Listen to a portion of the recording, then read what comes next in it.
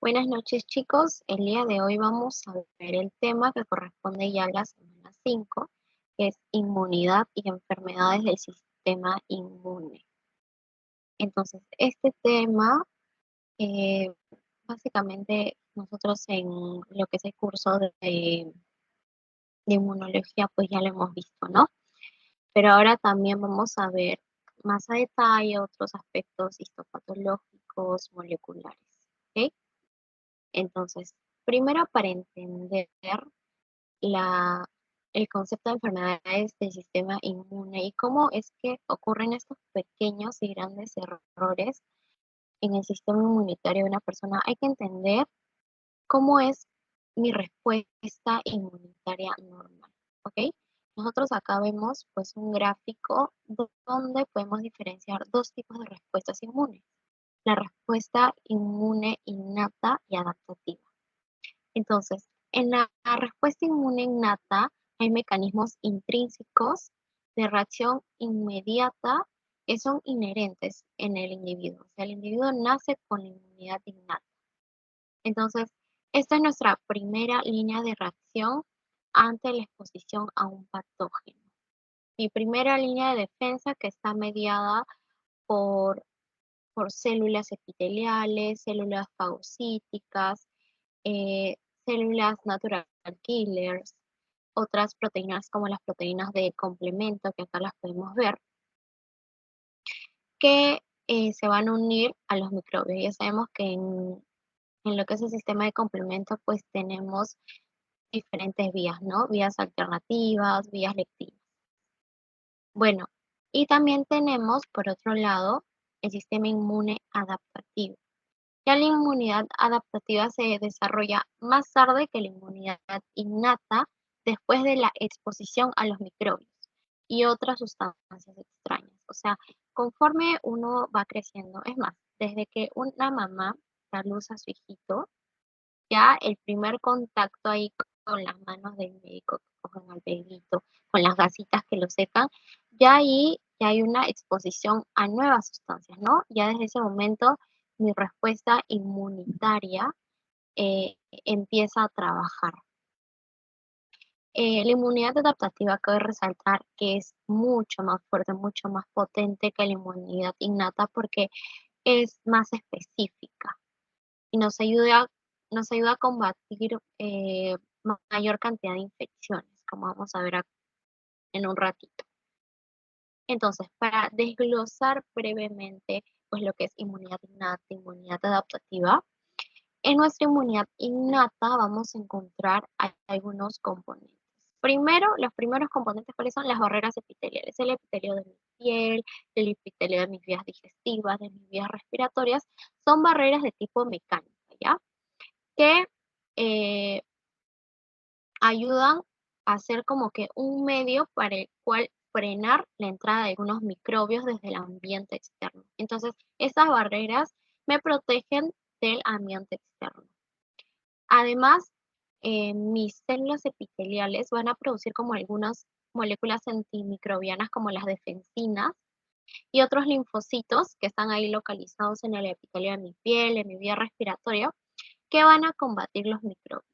De una manera, la verdad, bastante light, o sea, no es que van a hacer un super combate contra los microbios más fuertes. Por eso son una de las primeras líneas de defensa, ¿no? Ahora, ¿qué pasa si mis microbios rompen las barreras epiteliales? Pueden traspasar esas barreras, pues entonces se van a reclutar otros mecanismos de defensa. Luego, el segundo componente, los monocitos y los neutrófilos. Estos pertenecen a los polimorfonucleares, ¿no? A los linfocitos, a los leucocitos, perdón, de tipo fagocitos. ¿Por qué? Porque cumplen esta función de fagocitar. Entonces, mis monocitos, mis neutrófilos están ahí en la sangre. ¿Y por qué son parte de la inmunidad innata? Porque están eh, en la sangre y en una ubicación en la que es muy fácil que sean reclutados rápidamente ante la entrada de cualquier microbio. Entonces, los monocitos, ustedes saben, una vez que salen de la sangre y llegan al tejido, se convierten en macrófagos. Y en general, todos los tejidos tienen macrófagos como que residentes, por ejemplo, eh, en el hígado están las células de Kupffer, que son los macrófagos de ese órgano, y así en otros órganos igual. Entonces, ¿qué van a hacer estos fagocitos? Pues detectan la presencia de microbio, lo ingieren y lo destruyen por el fagolisosoma. ¿Se acuerdan que nosotros eso lo vimos ya en unas clases pasadas? Ese es el mecanismo de la inmunidad innata en cuestión de los fagocitos. Ahora, ¿qué otras células son muy importantes en la inmunidad innata? Las células dendríticas. Estas son células especializadas que están en los epitelios, en los órganos linfoides, como los ganglios linfáticos, como el timo, y en la mayoría de tejidos. Ahora, ¿cuál es la gran importancia de las células dendríticas? Que estas van a capturar los antígenos. Ustedes saben que cuando entra una sustancia extraña, un microorganismo, estos tienen como antígenos que son lo que las células dendríticas capturan y van corriendo, corriendo, corriendo hacia los linfocitos T y se los presentan. Oye, mira linfocito T, hemos encontrado este antígeno que es de un microorganismo extraño. Tienes que activarte, tienes que producir citocinas, tienes que activar a los linfocitos B y etcétera, etcétera. Ahora, ¿por qué es tan importante esta célula dendrítica? Porque como aquí le he puesto, esas presentan los antígenos a los linfocitos T y los linfocitos T son parte de la inmunidad innata. Entonces, las células dendríticas van a ser como ese nexo entre la inmunidad innata y la inmunidad adaptativa.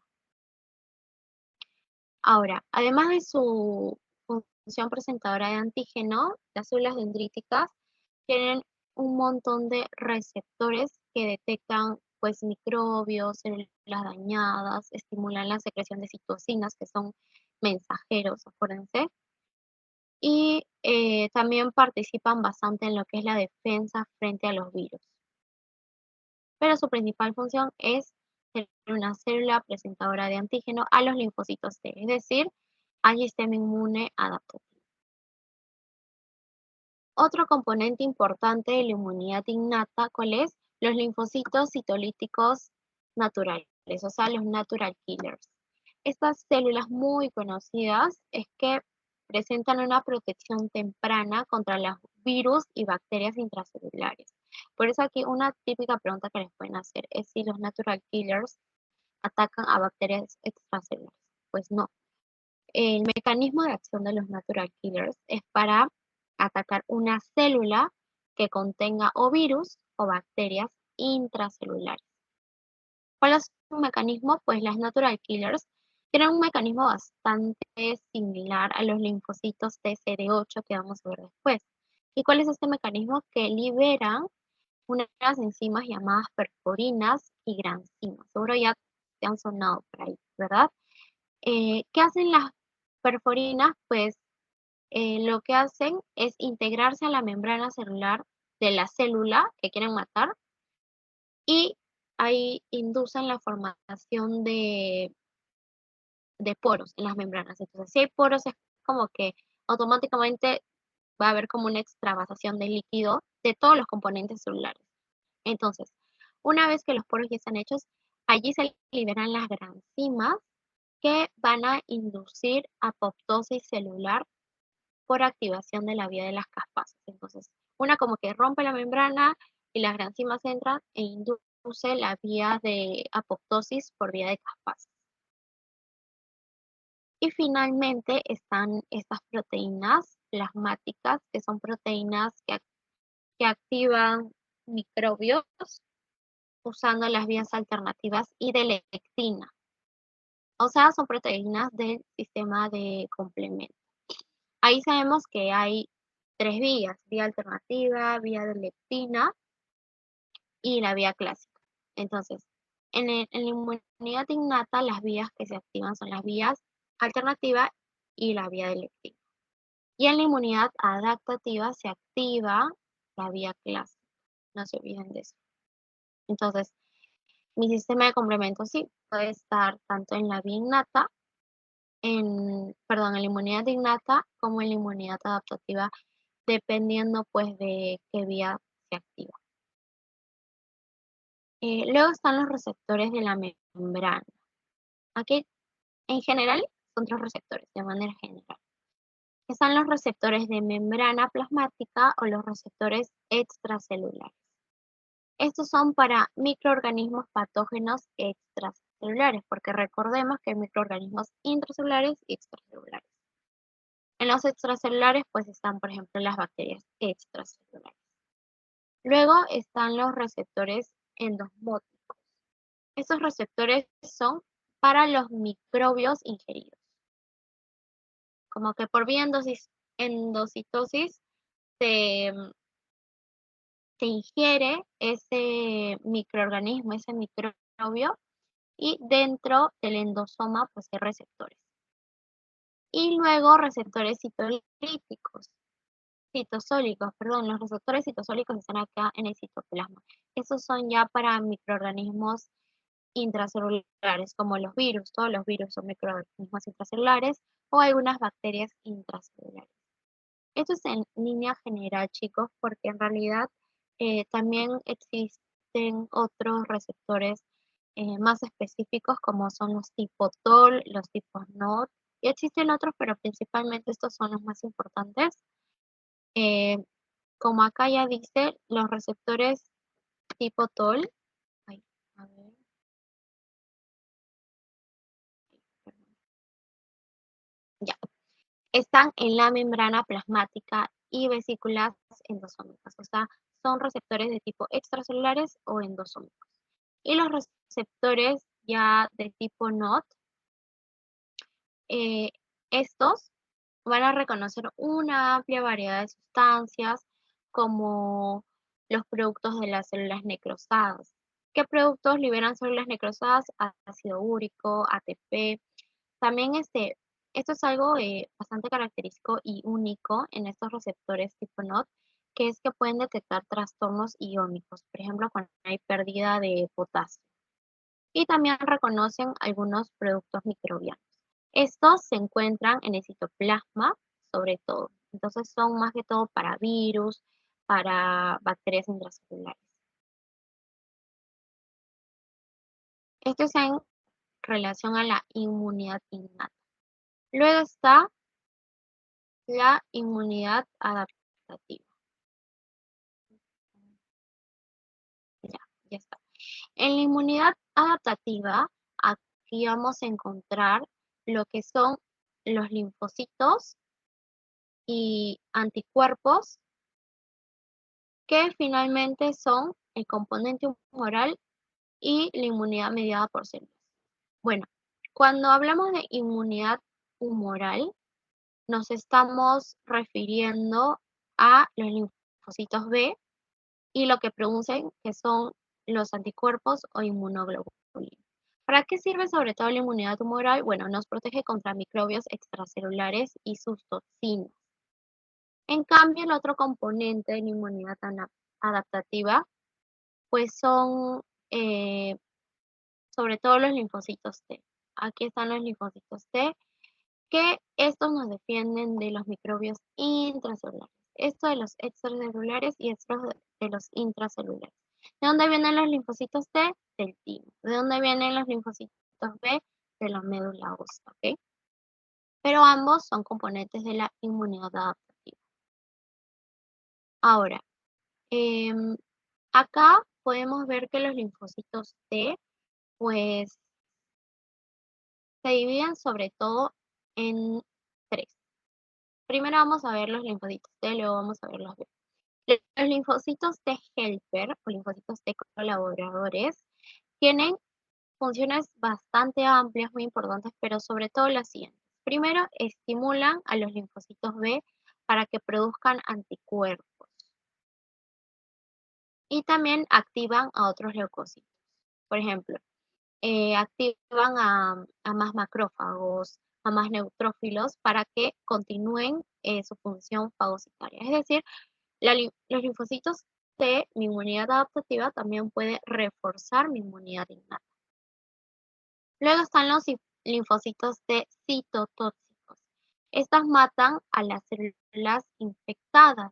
Son los linfocitos C, T8, que tienen el mismo mecanismo de perforinas, granzimas que los natural killers que hablamos en antes. Ya, estas matan células infectadas, o sea, solo bacterias intracelulares o células infectadas por virus. Y luego están los linfocitos T reguladores. Estos van a ser como los linfocitos que van a regular la respuesta inmunitaria, suprimir mi respuesta del sistema inmune para impedir que hayan reacciones contra los antígenos propios.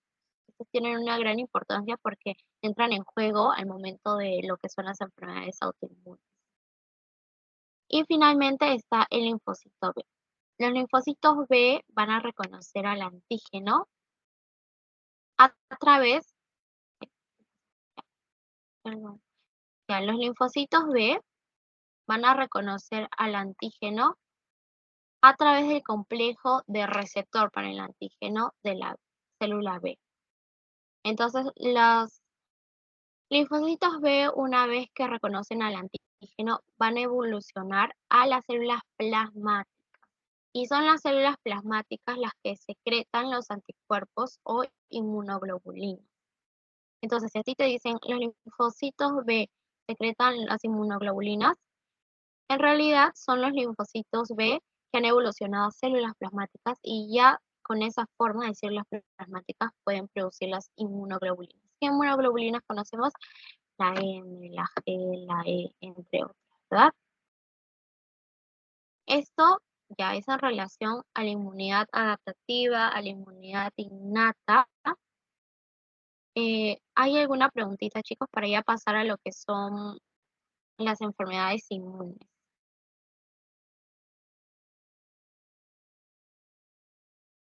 Si ¿Podrías no tienen volver a preguntas, repetir? Por favor, si puedes volver a repetir la parte de los linfocitos T colaborador. allá, linfocitos de colaborador, creo que es el primero que vi.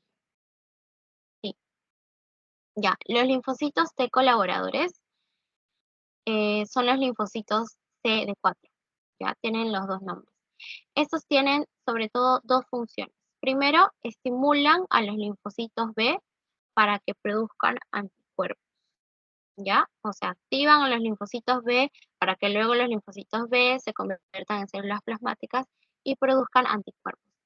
Y también los linfocitos CD4, esto es algo que en inmunología todos hemos visto, que es que se pueden diferenciar en linfocitos CD4 de tipo TH1, TH2, TH17, ¿verdad? No sé si se acuerdan más o menos de eso.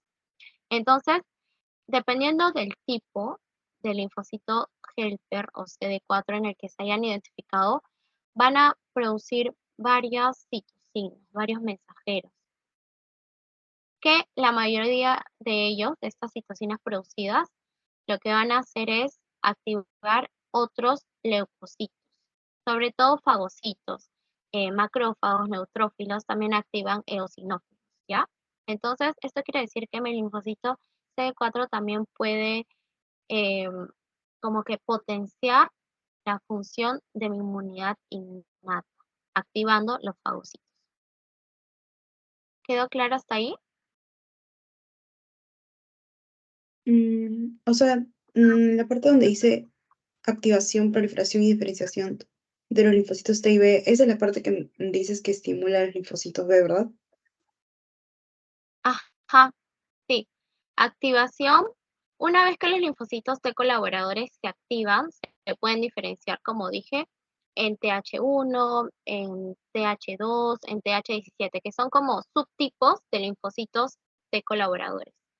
Y entonces allí producen un montón de citocinas que activan macrófagos, que ahí está, activan macrófagos o activan neutrófilos y también activan aparte linfocitos B para que produzcan inmunoglobulinas.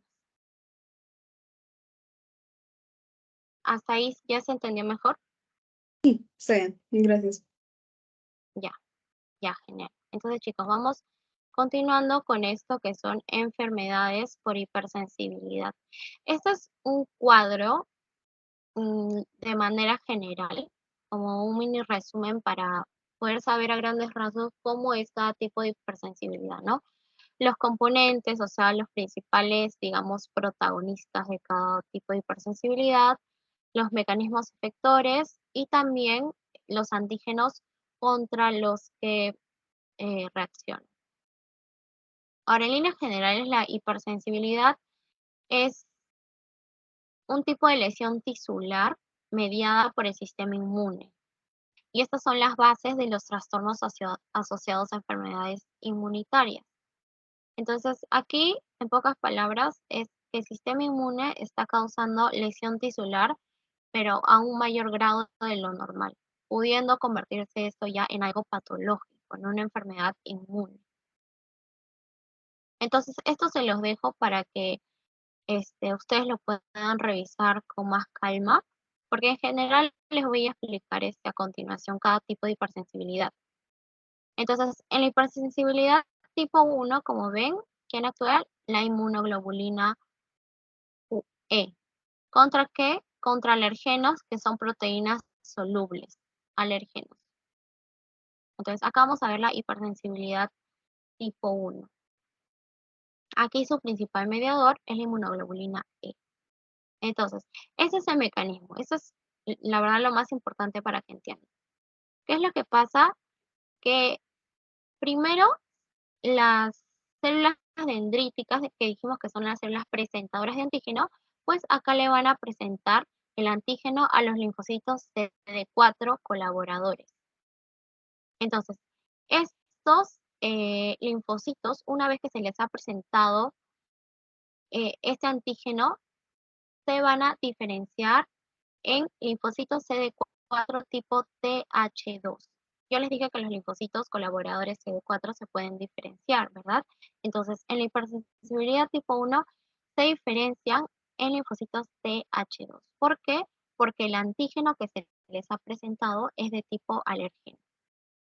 Entonces, mi linfocito TH2, que es un linfocito helper, va a producir varias citocinas, pero sobre todo acuérdense de estas tres: interleucina 4, interleucina 5 e interleucina 3.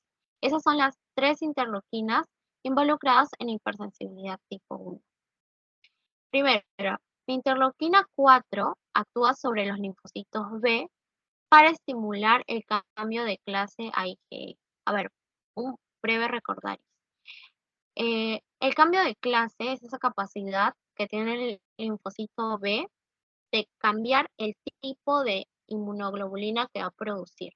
Entonces, la interleucina 4, producida por mi linfocito TH2, va a inducir el cambio de clase en el linfocito B para que mi linfocito B produzca inmunoglobulina tipo E.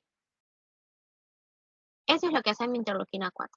Luego mi interleucina 5, que es otra interleucina producida por el linfocito TH2, participa en la activación de los eosinófilos, otro glóbulo blanco bastante importante en lo que es la hipersensibilidad tipo 1. Y finalmente, mi interleucina 13 va a aumentar la producción de inmunoglobulina E, es decir, va a potenciar la producción del linfocito B para que produzca inmunoglobulina E, y también actúa sobre las células epiteliales para que produzcan moco. Porque ustedes saben, cuando hay una reacción alérgica, pues siempre uno empieza a producir moco en la rinitis, etc. Entonces, esas son las tres funciones. La interleucina 4 actúa sobre linfocitos B, estimula el cambio de clase a inmunoglobulina E. La interleucina 5 participa en la activación de los eosinófilos, y la interleucina 3 aumenta la producción de inmunoglobulina E y además estimula las células epiteliales para que secreten moco. Luego, ¿qué pasa? Que ha sido liberada la inmunoglobulina E por las células plasmáticas que vienen de los linfocitos B, acuérdense. Mi inmunoglobulina E va a unirse a los mastocitos y los va a sensibilizar. Es decir, les va a presentar como que el antígeno y decirles: ¿sabes qué, mastocito? Te presento este alergeno. Y como que el mastocito en su memoria va a guardar ese alérgeno. Entonces, ¿qué está sensibilizando? Entonces, ¿qué pasa cuando mi mastocito está cubierto por anticuerpos E que se les ha unido? Se expone al mismo antígeno que le presentó mi inmunoglobulina E. ¿Qué pasa? La célula allí sí se activa, lo que finalmente lleva a que mi mastocito se degranule y libere un montón de mediadores inflamatorios. Entonces, nuevamente, primero, una vez que mi IgE ha sido producido, se une al mastocito y lo sensibiliza por primera vez. Mira, estos son los antígenos, te los presento. Acuérdate de estos antígenos por si nuevamente nos volvemos a exponer a ellos. Entonces, en una nueva exposición al mastocito, a ese mismo antígeno que se le ha sido presentado previamente, ahí recién va a ejercer su función inflamatoria. No a la primera, sino a la segunda exposición. Entonces, se expone al antígeno y ahí ya se activa y empieza a liberar un montón de mediadores inflamatorios. Por ejemplo, las aminas vasoactivas. ¿Qué hacen las aminas vasoactivas? Liberan histamina, que es uno de los principales eh, mediadores en la hipersensibilidad tipo 1. ¿Qué produce la histamina? Broncoconstricción, incremento de la secreción de moco, urticaria, cólicos intestinales, gastrointestinales. Sobre todo que esos son los principales, la principal clínica pues de este tipo de hipersensibilidad. También que se liberan prostaglandinas, leucotrienos y citoquinas.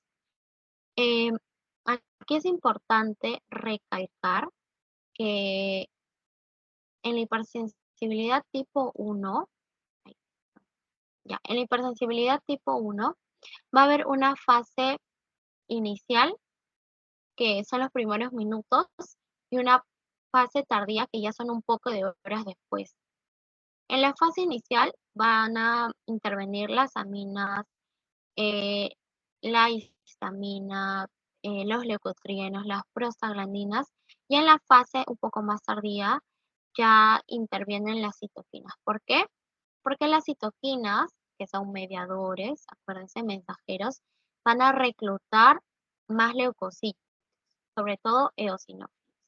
Entonces, es aquí donde vemos esto, que en la imagen, esta primera imagen, que es la fase inicial, la fase temprana de la hipersensibilidad tipo 1, que va a predominar vasodilatación, congestión, edema. Y en la fase tardía, se va a caracterizar por un infiltrado inflamatorio rico en eosinófilos y neutrófilos. Aquí más que todo en la fase inicial están los macrófagos, ¿ven? Pero en la fase tardía están más los eosinófilos y también algunos neutrófilos. Entonces, por eso es que el mediador que interviene en la fase tardía son las citoquinas, porque son las citoquinas las que reclutan los eosinófilos que vemos. Y ya en la fase inicial intervienen pues ya las histaminas, leucotrienos, prostaglandinas y encontramos la típica sintomatología de una reacción alérgica. ¿Y qué es cuáles son, digamos, los síndromes clínicos más típicos de hipersensibilidad tipo 1? Pues la anafilaxia, que la anafilaxia ya es, digamos, una reacción alérgica sistémica. ¿Ya? No solamente local, sino sistémica. ¿Por qué puede ser desencadenado? Por la picadura de alguna abeja, por algunos alimentos. ¿Y cuál es su clínica? El shock, la reducción de la presión arterial, porque hay una dilatación vascular extrema. O hay un broncoespasmo que no me permite respirar. Otro tipo de síndrome clínico de hipersensibilidad tipo 1 son el asma bronquial, también está la rinitis, las alergias alimentarias. Entonces, cuando hablamos de hipersensibilidad tipo 1, hablamos de alergia. ¿Y cuáles son los factores pues, que intervienen en la alergia? Pueden ser factores genéticos. Hay un factor genético que no sé si lo han escuchado, pero se llama atopia. La atopia es una condición con la que uno nace, transmitida por los papás, en la cual una persona tiene concentraciones más altas de inmunoglobulina E en la sangre.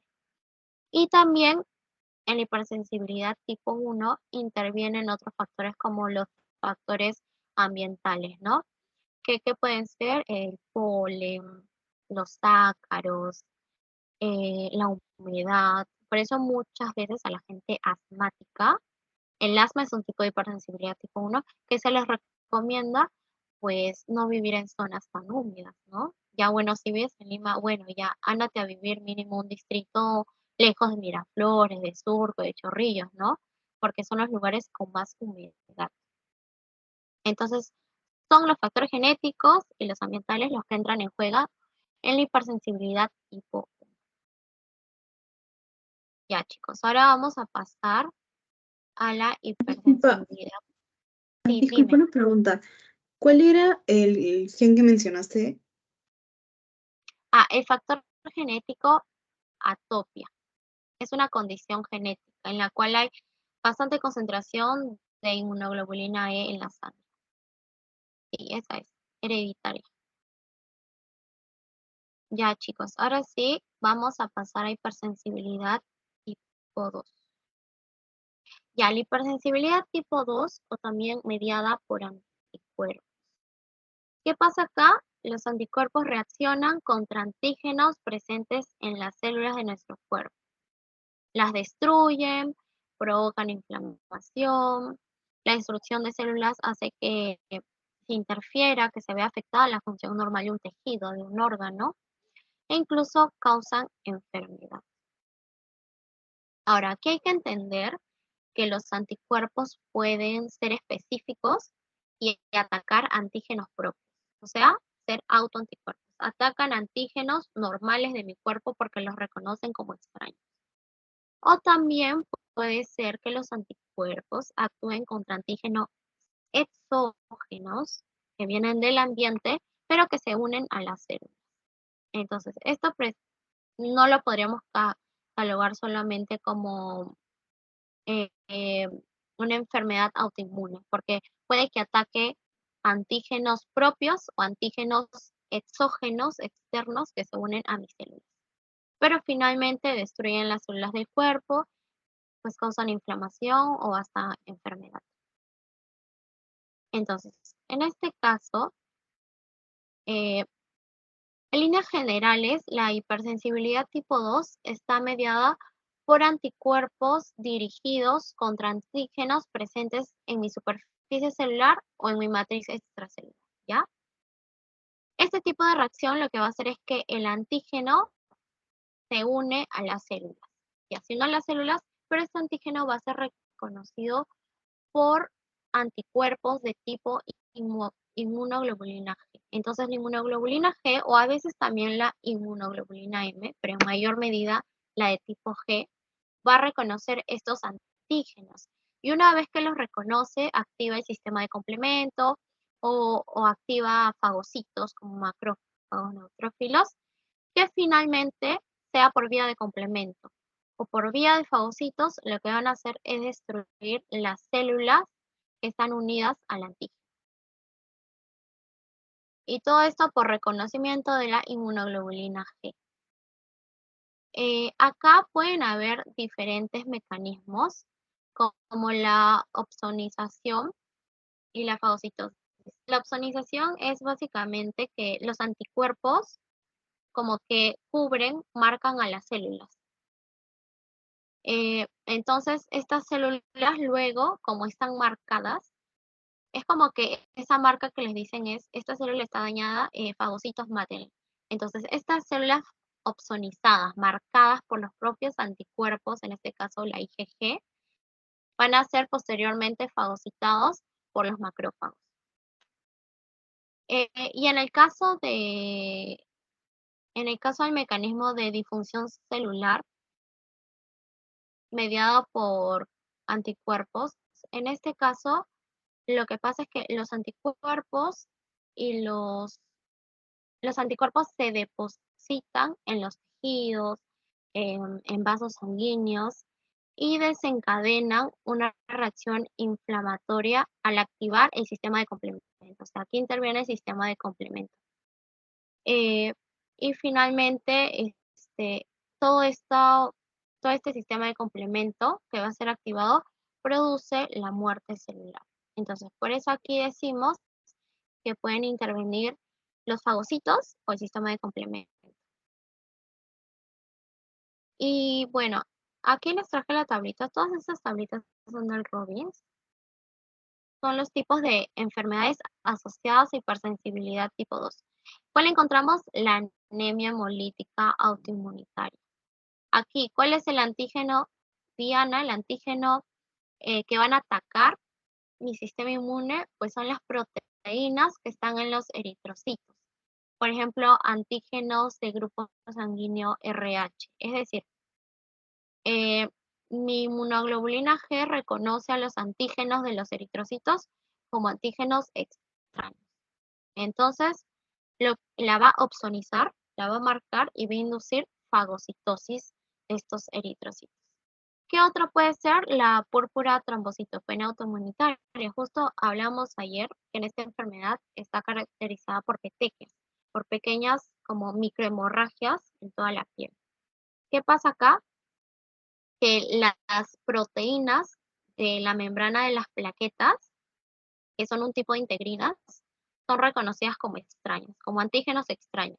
Entonces, acá hay una opsonización también por la inmunoglobulina G, y luego esta opsonización después induce fagocitosis. A ver, vamos a buscar otra, miastenia grave. Miastenia grave es esa enfermedad donde a nivel muscular, aquí lo que se ha afectado es el receptor para la acetilcolina. Va a ser destruido. Entonces, ¿qué va a provocar esto? Si la acetilcolina no está presente, hay una disfunción de mis músculos, ¿no? Y que va a haber una debilidad muscular.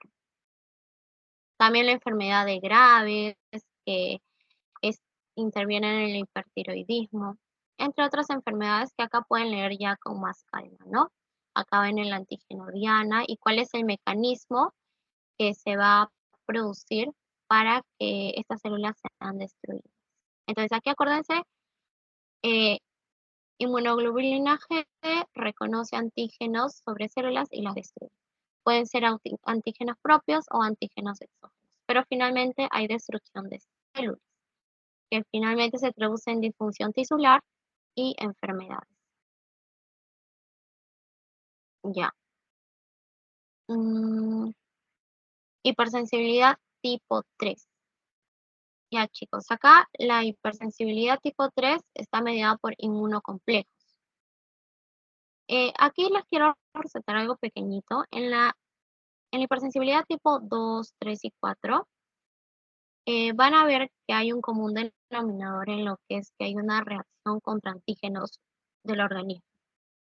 ¿Cómo diferencian la una de la otra? Por el mecanismo, ¿ok? Entonces, por eso es muy importante que comprendan esta parte de los mecanismos en cada tipo de hipersensibilidad. La de acá era mediada por anticuerpos que reaccionan contra antígenos presentes en las células, y la de acá es mediada por inmunocomplejos. Aquí, ¿qué es lo que pasa? Los complejos antígeno, anticuerpo producen daño tisular. Sobre todo porque los inmunocomplejos se depositan en determinadas zonas y causan una inflamación continua. Los antígenos que forman los inmunocomplejos, porque los inmunocomplejos, para entender, son la unión de un antígeno con un anticuerpo, ¿ya? Entonces, los antígenos que forman los inmunocomplejos pueden ser exógenos, por ejemplo, una proteína extraña que se te inyecta, por ejemplo, en el test de tuberculina, o algún antígeno que es producido por un microbio infeccioso. También los antígenos involucrados pueden ser de tipo endógeno. Por ejemplo, cuando mis anticuerpos, mi cuerpo produce anticuerpos contra antígenos propios. Entonces, aquí también, igual que medio similar hipersensibilidad tipo 2, mis antígenos involucrados pueden ser exógenos o endógenos. Ahora vamos a entender cómo es que se da todo este proceso. Primero, aquí en la imagen, se da la información, la formación de inmunocomplejo. ¿Cómo ocurre esto? Bueno, primero pues el antígeno tiene que aparecer, ¿no? El antígeno proteico desencadena una respuesta inmunitaria. ¿Por qué? Porque ese antígeno se le reconoce como extraño. Entonces va a desencadenar una respuesta inmunitaria que va a inducir la formación de anticuerpos. ¿Qué pasa? Que estos anticuerpos, como el proceso normal, se secretan hacia la sangre, donde reaccionan con el antígeno aún presente en la circulación. Entonces, aquí el problema es que el antígeno permanece mucho tiempo en la sangre y entonces el anticuerpo se le une al antígeno, aún presente en la sangre. El antígeno ya no debería estar presente en la sangre, pero el anticuerpo lo encuentra en la sangre y se le une. Entonces, en la sangre, el anticuerpo se une al antígeno y que se forma el complejo antígeno-anticuerpo. ¿Ven? Aquí está la célula, este, a ver, lo voy a poner en más grandecito. Ahí está el linfocito B, que se convierte en célula plasmática, que libera el anticuerpo. Miren, célula B, célula plasmática, que libera el anticuerpo. Y pues el antígeno todavía está presente ahí en la circulación. ¿Y qué va a hacer el anticuerpo? Se une al antígeno y aquí se forman los inmunocomplejos. Ya, una vez que está formado mi inmunocomplejo, ¿qué es lo que va a pasar? Estos se van a depositar. Mis inmunocomplejos que están circulando por ahí en la sangre se empiezan a depositar en tejidos. ¿De qué depende que mi inmunocomplejo se deposite o no? Porque no siempre se deposita. Bueno, de dos factores. Primero es que depende de la característica del inmunocomplejo. Por ejemplo, los inmunocomplejos que tienen un tamaño mediano, donde predomina el antígeno, digamos que el antígeno es más grandecito que el anticuerpo, son los más patogénicos.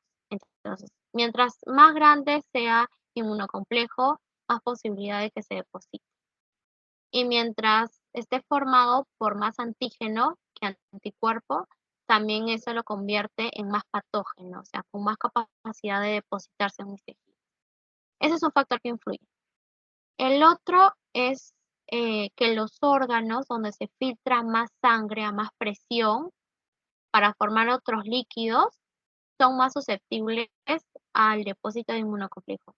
¿En qué órgano se filtra sangre a mayor presión para formar otros líquidos? En el riñón, donde se forma la orina, en las rodillas, bueno, en las rodillas es una estructura, donde se forma el líquido sinovial. Entonces, como en esas dos estructuras se filtra la sangre a más presiones, porque se están produciendo otros líquidos como orina y líquido sinovial, estos son más susceptibles al depósito de inmunocomplejo. Entonces, ¿qué zonas van a ser más afectadas? Los glomérulos y las articulaciones. Dentro de un ratito ya vamos a ver también las enfermedades. Justamente estas dos estructuras, glomérulos y articulaciones, se ven bastante involucradas en las enfermedades de hipersensibilidad tipo 3. Ya, una vez que mi inmunocomplejo se deposita, que empieza la lesión tisular. Aquí inicia una reacción de inflamación aguda. ¿Por qué? Porque mi inmunocomplejo pues está atacando el tejido donde se ha depositado. Más o menos esta reacción de inflamación aguda empieza unos 10 días después, desde que el antígeno ingresó a mi organismo. Entonces, ¿cuál es la clínica de esta lesión tisular causada por el inmunocomplejo? La fiebre, también la urticaria, los dolores articulares, el aumento de los ganglios linfáticos cuando le palpas al paciente. Casi la clínica es similar en todas las enfermedades de hipersensibilidad tipo 3. ¿Qué enfermedades vemos? Lupus eritematoso sistémico. Famosísima esta enfermedad autoinmune. ¿Cuáles son sus principales manifestaciones patológicas? Pues la nefritis, la artritis, y justo yo les dije, ¿se recuerdan que las zonas más afectadas son los glomérulos y las articulaciones. Y aquí los antígenos implicados son los antígenos nucleares, ¿ya? Por eso siempre un paciente que se sospecha de lupus, una de sus manifestaciones clínicas es un eritema en forma de mariposa aquí en esta zona, y se le toma el test de antígenos anticuerpos. ¿Qué otra enfermedad de hipersensibilidad tipo 3? Aquí en la segunda podemos encontrar la glomerulonefritis post-estreptocócica. Es decir, posterior a una infección, mi antígeno sigue ahí en la circulación y se va a unir a mis inmunocomplejos. ¿Y dónde se va a depositar en este caso? En lo que es los glomérulos en el riñón. Acá dice, el antígeno implicado, los antígenos de pared estreptocócica pueden plantarse en la membrana basal glomerular y permanecer allí. Otra enfermedad es la artritis reactiva, donde están implicados antígenos bacterianos. ¿Ven? Por ejemplo, acá el antígeno implicado es un antígeno exógeno. En la glomerulonefritis post-estreptococo también son antígenos exógenos. En cambio, en el lupus eritematoso sí son antígenos propios, que son los antígenos nucleares. Y los antígenos nucleares están presentes en todas las células. Es por eso que en el lupus va a haber una afectación sistémica de muchos órganos. Y es bastante progresiva, crónica. Los pacientes empiezan con fallo renal, dolor en las articulaciones, luego hay daño hepático, daño pulmonar, porque el antígeno involucrado es un antígeno presente en todas las células del cuerpo. Esto es en relación a la hipersensibilidad tipo 3. Y finalmente vamos a ver hipersensibilidad tipo 4. Esta es mediada por los linfocitos T. Sí, dime, Micaela. Sí, una pregunta, ¿podrías repetir cuál era la clínica de la lesión vascular causada por el inmunocomplejo? Ah, ya, sí. Y entonces, en la fase 3 dijimos que el inmunocomplejo, una vez que ya se ha depositado, pues lo que va a hacer es empezar una reacción inflamatoria aguda. ¿Qué vamos a ver acá? Este, ya, aquí está. La inflamación aguda que va a resaltar es como 10 días después a toda la formación de inmunocomplejo, ¿no? Clínica, fiebre, urticaria, dolores articulares, porque las articulaciones son una de las zonas donde se depositan más inmunocomplejos, y también aumento del tamaño de los ganglios linfáticos. Esos cuatro signos son los más predominantes en todas estas enfermedades que les he nombrado: la fiebre urticaria, dolor articular y aumento de ganglios linfáticos, sobre todo esos cuatro. ¿Hay una preguntita más? Sí, no, creo que era solamente eso. Ah, Ah, ya, ya. ya. Sí, sí, no, una pregunta más. ¿Por qué los antígenos siguen en circulación? Bueno, aquí por un déficit sobre todo de lo que es el sistema inmune, ¿no?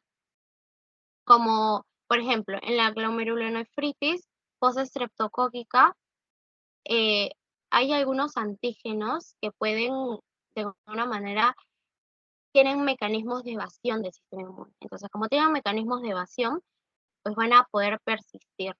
O también pueden entrar en juego otros factores, como un paciente inmunosuprimido. Lamentablemente, en ese caso, sea su sistema inmune adaptativo innato el que actúe, realmente está muy, muy bajo, muy poco potenciado, entonces no va a ser capaz de eliminar al antígeno. Entonces, depende de los mecanismos de evasión del antígeno, o puede depender también del contexto en el cual se encuentre un paciente. Por ejemplo, un paciente VIH inmunosuprimido. Pueden ser esos dos aspectos. Ya, chicos. Ahora sí, continuamos. Esa es la última. Eh, He visto que hay algunos puntos más, pero en realidad esto es lo más importante de lo que es este tema de enfermedades inmunes. Y por ahí veo realmente que hay algo también mucho más importante, quiero revisar otros bancos. La próxima clase también podemos complementar con algunos datitos más. Pero como sé que esta clase es bastante densa, se los he querido, digamos, resumir en los puntos más importantes, que son la hipersensibilidad.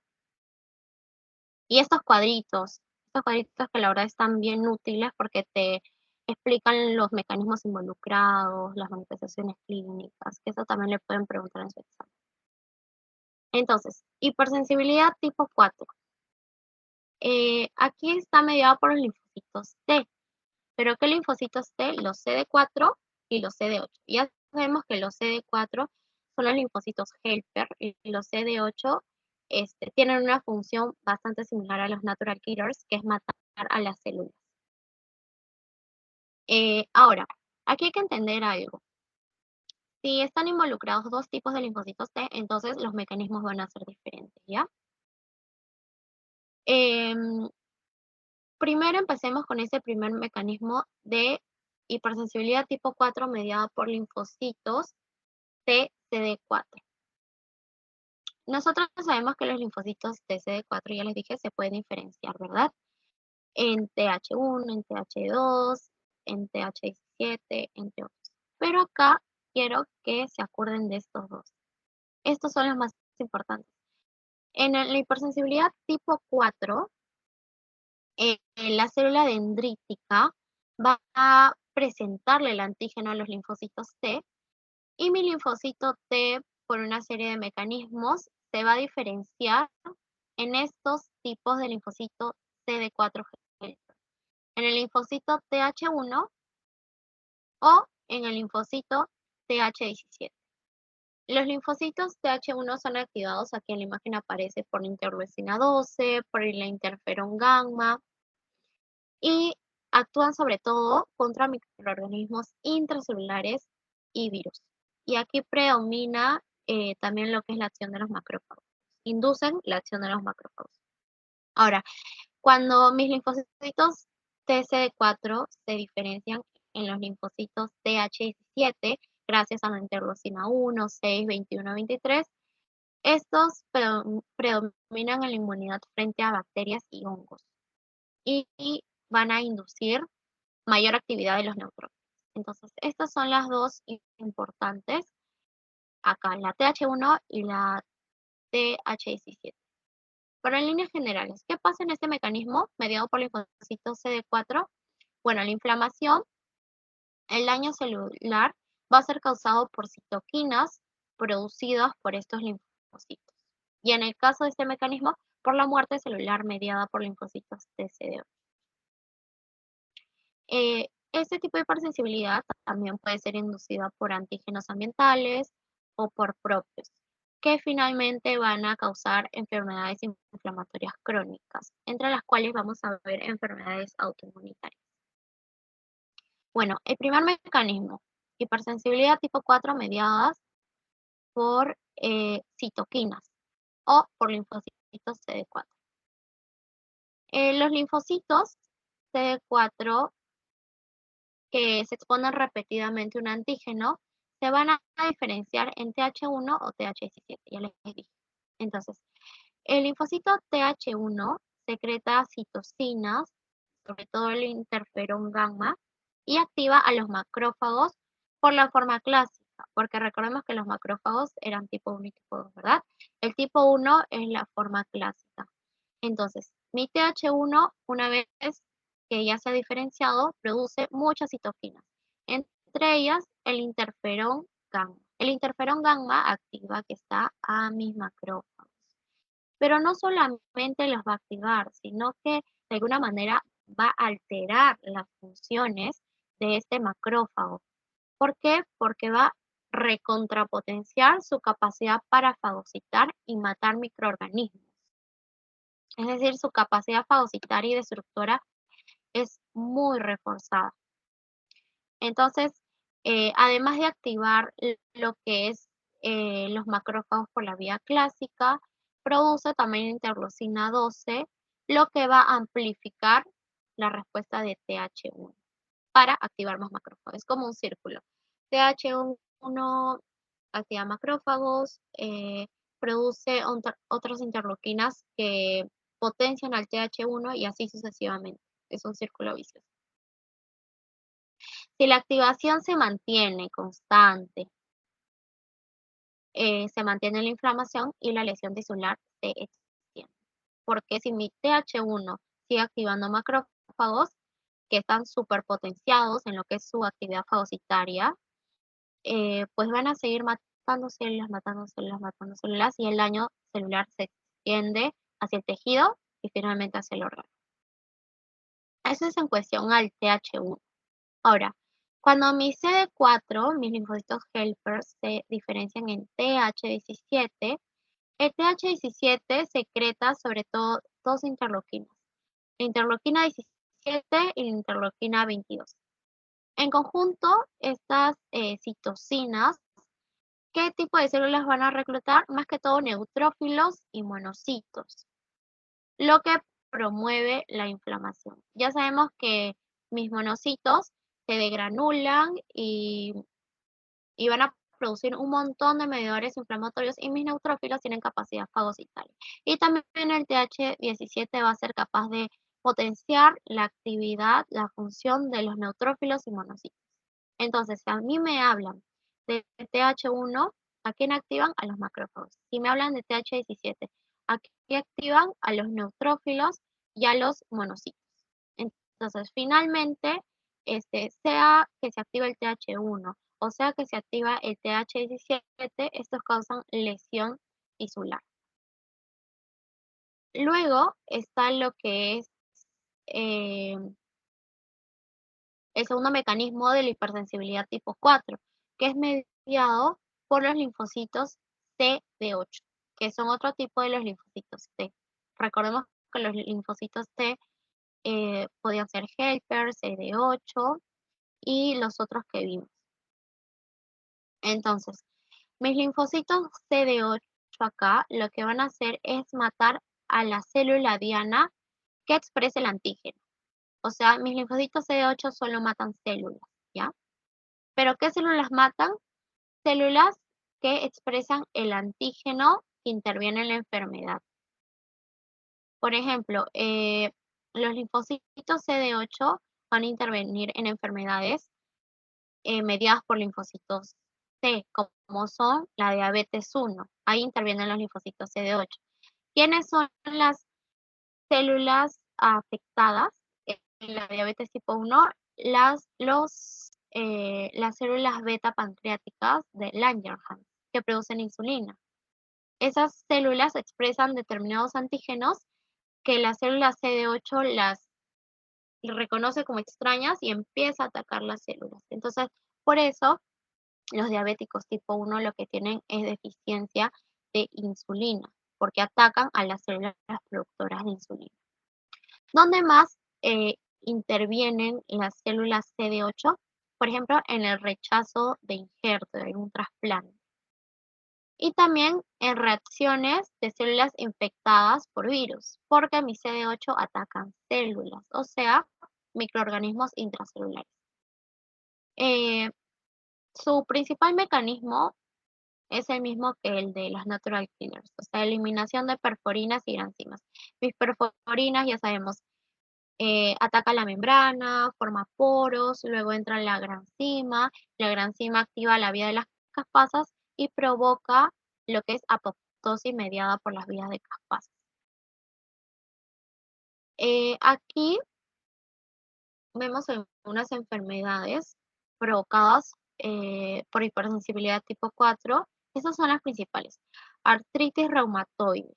Aquí todavía no se tiene tan claro cuál es el principal antígeno, pero se sospecha que es un antígeno ligado al colágeno. Y acá que hay inflamación mediada por citocinas TH17, sobre todo TH17.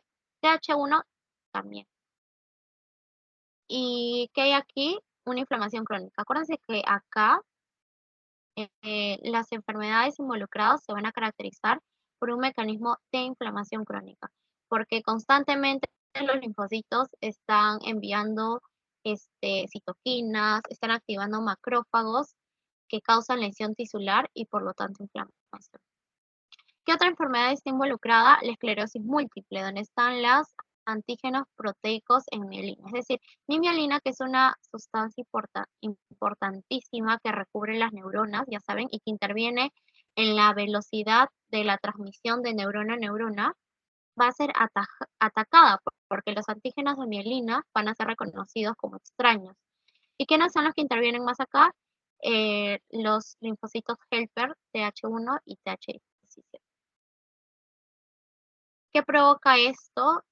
Que haya desmielinización, pues parálisis, porque mis neuronas ya no se están comunicando, si hay tan poca mielina. Y finalmente está la diabetes tipo 1, que ya les dije que los antígenos involucrados son los de las células beta pancreáticas productoras de insulina. Acá hay una inflamación. Si ven en todo esto, acá dice inflamación, inflamación, inflamación, porque todas son enfermedades asociadas a inflamación crónica. En la diabetes tipo 1 hay inflamación mediada por linfocitos CD8. ¿Y qué hay de, bueno, la clínica es la típica de una diabetes, ¿no? La glucosa súper alta, y ahí te tienen que tomar algunas pruebas de anticuerpo y el paciente con diabetes 1, generalmente van a ser pacientes jóvenes, porque nacen con esta condición, se les va a tener que inyectar insulina toda su vida, ¿verdad?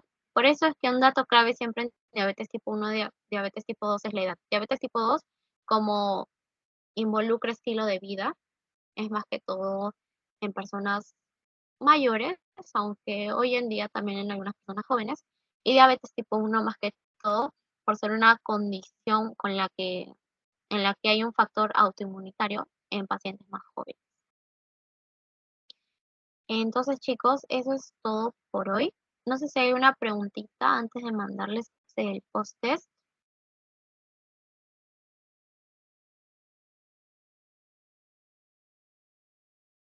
¿No hay ninguna preguntita? Si no, ya les mando, a ver si abren el chat. Voy a dejar de grabar.